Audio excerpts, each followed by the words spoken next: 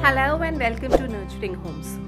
आज हम बनाने वाले हैं एक बहुत ही यमी, हेल्दी और माउथ वाटरिंग ब्रेकफास्ट प्लेटर, जिसमें हम बनाएंगे crispy masala dosa and soft and spongy idlis using foxtail millet.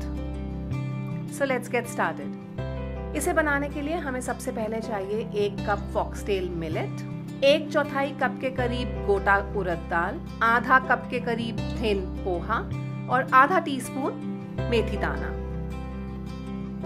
अब सबसे पहले इन सभी चीजों को मैं एक साथ एक बड़े से बोल में डाल लूंगी और इन्हें अच्छे तरीके से हम धो लेंगे।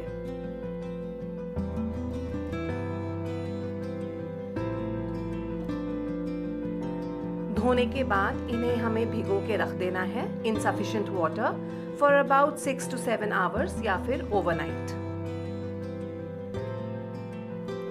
आफ्टर अबाउट 8 आवर्स आप नोटिस करेंगे कि ये सभी चीज़ें अच्छे से फूल चुकी हैं और ये पानी जो आपको मिल्की नज़र आ रहा है, डोंट वरी अबाउट दिस।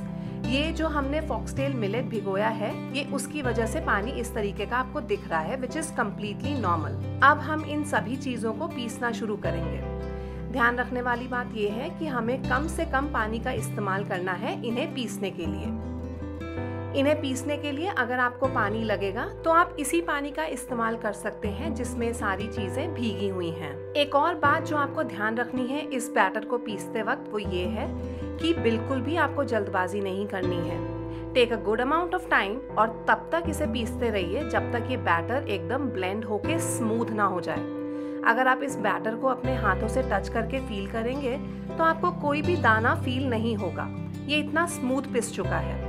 इस पॉइंट तक आपको इसे पीसना है।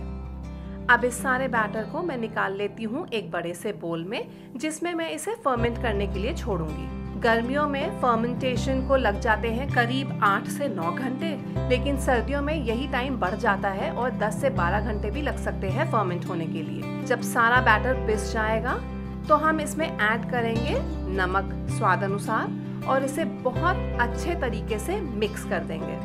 और अब इस बैटर को हम छोड़ देंगे बिल्कुल अनडिस्टर्ब्ड फर्मेंट होने के लिए। After about 8 hours, the fermentation is completely done and look at the batter now.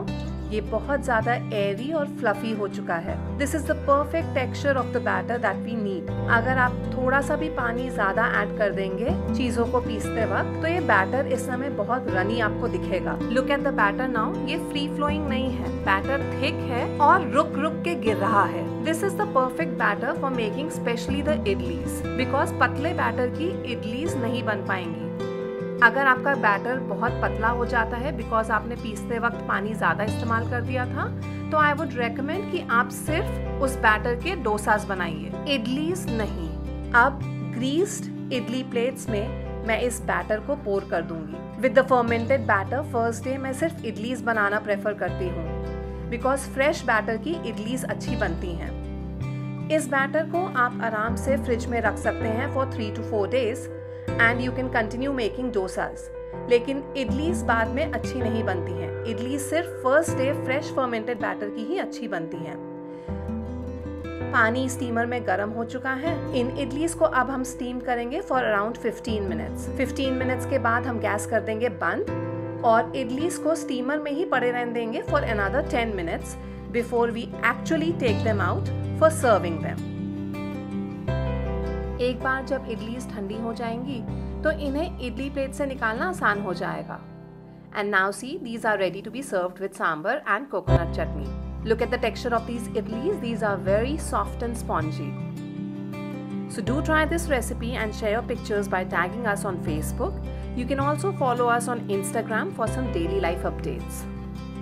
अब बनाते हैं मसाला फॉक्सटेल मिलेट डोसा, जिसके लिए हम पहले आलू की फिलिंग बना लेंगे। Here is the ingredients for the same. तो फिलिंग के लिए यहाँ मैंने कुछ उबले हुए आलू लिए हैं जिन्हें मैं इस तरीके से हाथ से ही मसलूंगी। इन्हें चाकू से हम नहीं काटेंगे, इस तरीके से बस मैं हाथ से ही इन्हें मसल लूंगी।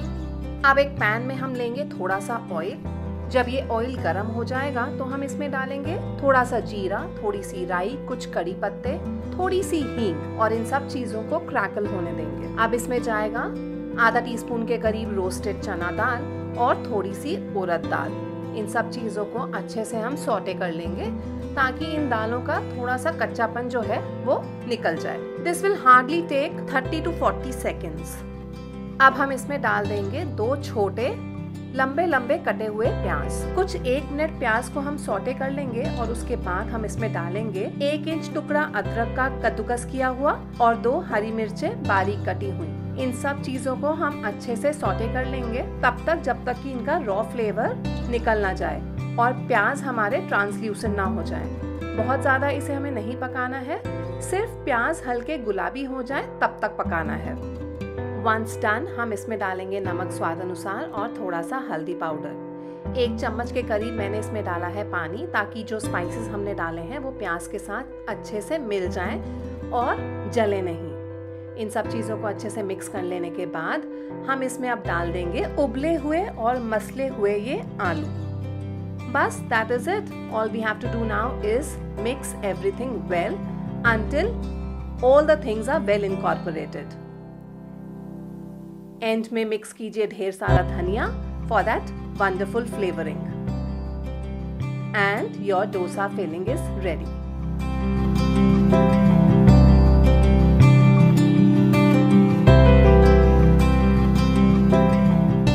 अब डोसा बनाने की तैयारी करते हैं तो ऑब्वियसली हम सेम बैटर यूज करेंगे, बट ये बैटर बहुत ज्यादा थिक है, इससे डोसा नहीं बन पाएगा।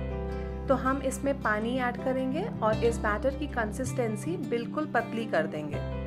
फ्री फ्लोइंग एकदम ये बैटर होना चाहिए। लुक एट दिस, बिल्कुल पानी की तरह free flowing. Now this batter is ready to make dosas.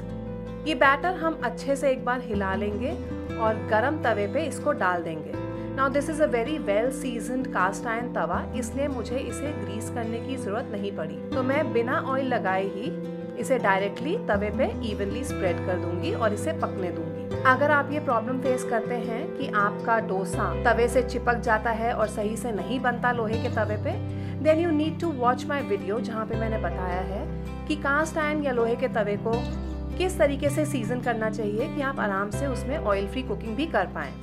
Don't forget to watch the video. The link will be in the description box below. इस डोसे पे मैं ऊपर से थोड़ा सा ऑयल ड्रिजल कर रही हूँ। आप चाहें तो ऊपर भी ऑयल डालना स्किप कर सकते हैं या फिर ऑयल की जगह आप घी का भी इस्तेमाल कर सकते हैं इसे बनाने के लिए। डोसे को अच्छे से कुक करने के लिए मैं तवे को इस तरीके से हिला हिला के डोसा कुक करूंगी।